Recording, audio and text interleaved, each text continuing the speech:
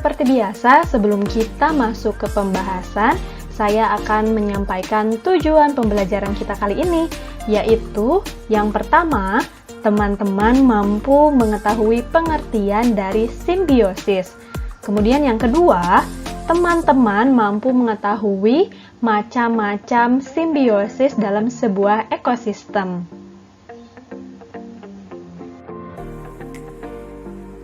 Nah, teman-teman, di sini ada yang masih ingat atau tahu apa sih yang dimaksud dengan simbiosis itu? Iya, betul. Simbiosis merupakan hubungan timbal balik yang terjadi antara dua organisme atau makhluk hidup.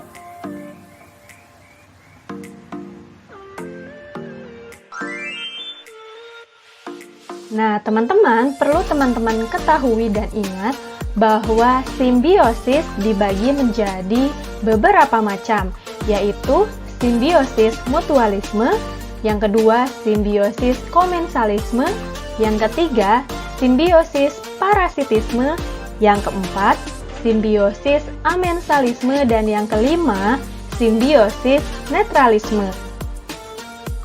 Nah, teman-teman, selanjutnya akan dijelaskan mengenai pengertian dan contoh dari masing-masing simbiosis yang tadi telah disebutkan. Nah, simak baik-baik ya teman-teman.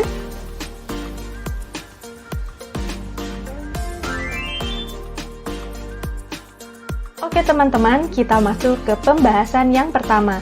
Di pembahasan pertama ini, teman-teman akan mengetahui pengertian dan contoh dari simbiosis mutualisme. Simbiosis mutualisme merupakan hubungan timbal balik yang saling menguntungkan antara dua makhluk hidup. Nah, teman-teman, berikut adalah contoh dari simbiosis mutualisme. Contohnya yaitu kerbau dan burung jalak. Nah, teman-teman, kenapa interaksi antara kerbau dan burung jalak termasuk ke dalam simbiosis mutualisme? Karena tubuh kerbau menjadi bersih karena kutu di tubuhnya dimakan oleh burung jalak. Sementara burung jalak mendapat makanan karena memakan kutu di tubuh kerbau. Selanjutnya, contoh yang kedua yaitu kupu-kupu dan lebah dengan bunga. Nah, teman-teman, dalam hubungan ini, kupu-kupu atau lebah tidak menjadi satu-satunya pihak yang diuntungkan karena mendapatkan sari makanan dari bunga. Bunga juga mendapatkan manfaat atau keuntungan serupa yaitu berkat simbiosis mutualisme. Dalam hal ini, keberadaan kupu-kupu dan lebah membantu bunga dalam proses penyerbukan. Contoh yang ketiga yaitu manusia dengan bakteri. Nah, teman-teman, dalam hal ini, bakteri yang dimaksud adalah bakteri E. coli yang ada di usus besar manusia. Nah, teman-teman, dengan adanya bakteri ini di dalam tubuh manusia, manusia dapat mengurangi pertumbuhan bakteri jahat dan mempercepat proses pembusukan di dalam usus besar. Sedangkan bakteri E. coli sendiri mendapatkan keuntungan karena bisa mendapat makanan dari sisa-sisa makanan pada usus besar manusia.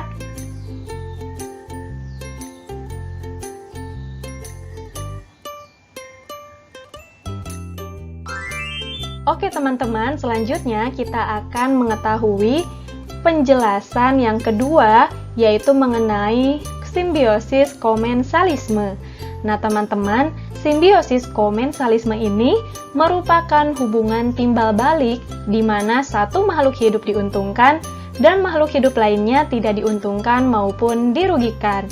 Nah, untuk contoh simbiosis komensalisme ini yaitu ada pohon anggrek atau bunga anggrek dan pohon inangnya. Nah, teman-teman, bunga anggrek ini mendapatkan tumpangan untuk hidup, sementara pohon inang tetap hidup seperti biasa. Jadi pihak yang diuntungkan yaitu bunga anggrek, sedangkan pohon inang menjadi pihak yang tidak diuntungkan dan tidak dirugikan. Oke teman-teman, kita lanjut ke contoh simbiosis komensalisme yang kedua, yaitu ada ikan remora dan ikan hiu. Perlu teman-teman ketahui, ikan remora ini mempunyai semacam alat pengisap yang memungkinkannya dapat menempel pada ikan hiu atau ikan lainnya yang lebih besar. Dengan menempel seperti itu, sisa makanan hiu yang berupa remah-remah dimanfaatkan oleh ikan remora. Ikan remora juga diuntungkan karena terhindar dari predatornya. Sementara itu, kehadiran ikan remora tidak mengganggu ikan hiu. Ikan hiu tidak diuntungkan dan juga tidak dirugikan.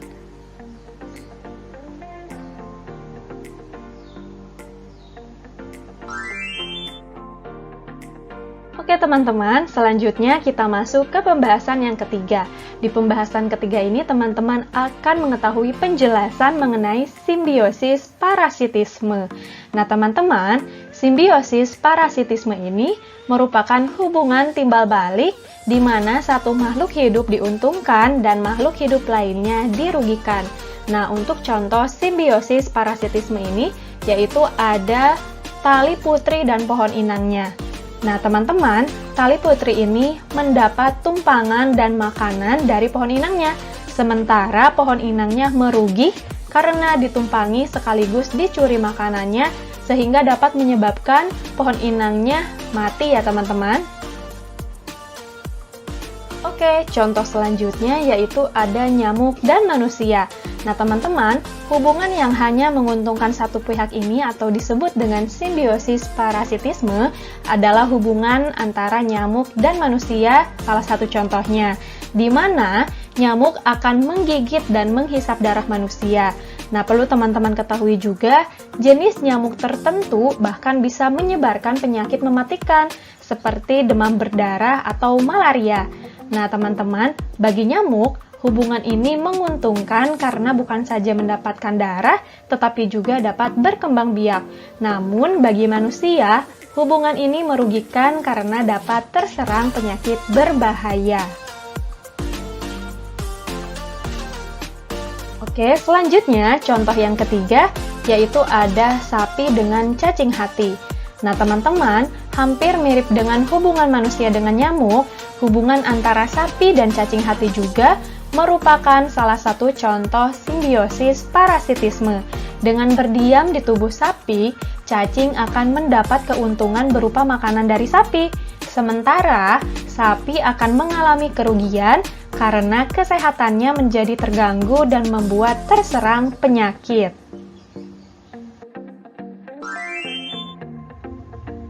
Nah, teman-teman, selanjutnya kita akan masuk ke pembahasan yang keempat. Di pembahasan ini, teman-teman akan mengetahui penjelasan mengenai simbiosis amensalisme. Nah, teman-teman, simbiosis amensalisme ini merupakan hubungan antara dua makhluk hidup di mana satu pihak dirugikan, sedangkan pihak lain tidak dirugikan dan juga tidak diuntungkan, atau dengan kata lain tidak terpengaruh apa-apa. Nah teman-teman, contoh dari simbiosis amensalisme ini yaitu pohon pinus dengan tumbuhan lainnya. Nah teman-teman, dalam menerapkan pola interaksi dengan lingkungannya, pohon pinus diketahui menghasilkan senyawa alelopati yang dapat mengganggu kelangsungan hidup tumbuhan di sekitarnya. Ini sebabnya di sekitar pohon pinus jarang sekali ditemukan pohon-pohon lainnya, selain jenis rumput-rumputan ya teman-teman. Nah teman-teman, tanaman yang rentan terhadap senyawa alelokimia dari tanaman lainnya dapat mengalami gangguan pada proses perkecambahan, pertumbuhan, serta perkembangannya. Oke teman-teman, contoh selanjutnya yaitu ada tumbuhan lamtoro dengan gandum atau kunir. Nah teman-teman, tanaman lesana yang ditanam secara bersilangan dengan tanaman pangan di dalam sistem tumpang sari dapat menghasilkan hasil panen gandum dan kunir, namun meningkatkan hasil panen jagung dan padi. Pada hubungan ini, gandum dan kunir sebagai pihak yang dirugikan, sedangkan lamtoro tidak dirugikan dan tidak diuntungkan.